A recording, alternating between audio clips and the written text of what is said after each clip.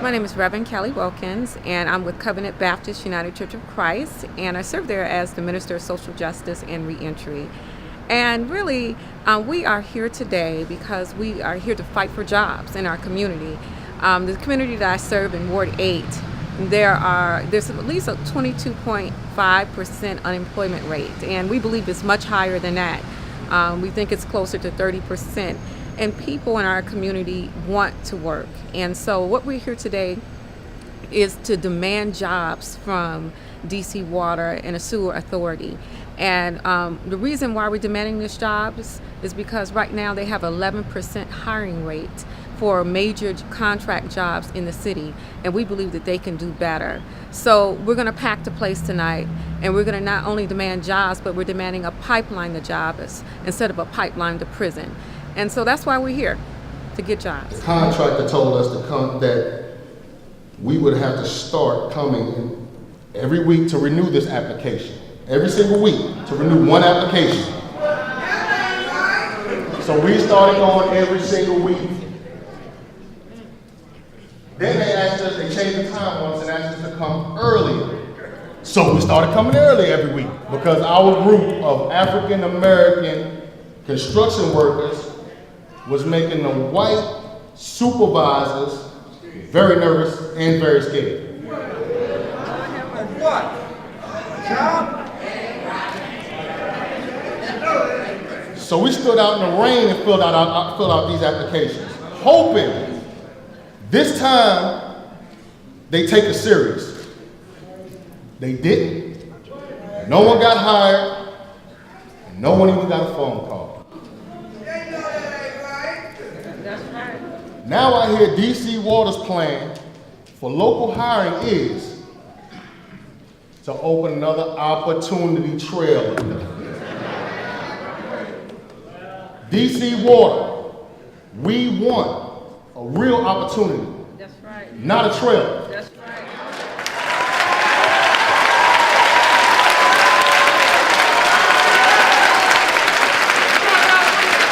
And again, it is time to sign a community benefits agreement. I am trained, I am certified, I am licensed, and I'm ready to work. Thank you. Well, at the end of last year, the City Council passed a bill to amend the charter of DC Water to create what's called a flood fund. And so now, DC Water is going to collect money from us to help pay for flood damage that happens around the city as a result of Bloomingdale and Detroit Park, okay?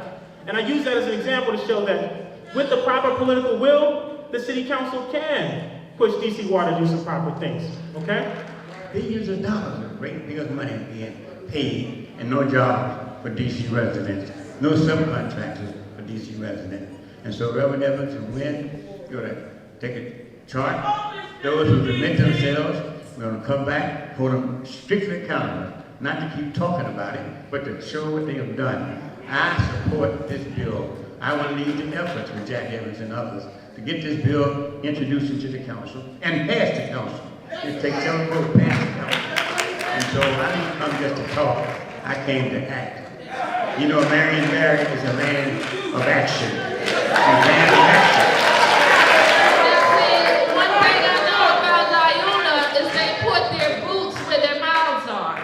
And so LiUNA, are you going to make sure that we hold officials accountable and put officials in there that are going to fight for you and stand for you? So yes, I will work with my colleagues on the City Council. I will push Alan Liu. He's been there. He's had the opportunity to get this stuff done. And so we shouldn't have to be making last-minute phone calls. And George Hawkins should be right here to explain to you how he's going to spend our money. For those of you from LiUNA who are here, you know that I've long been allies with you. And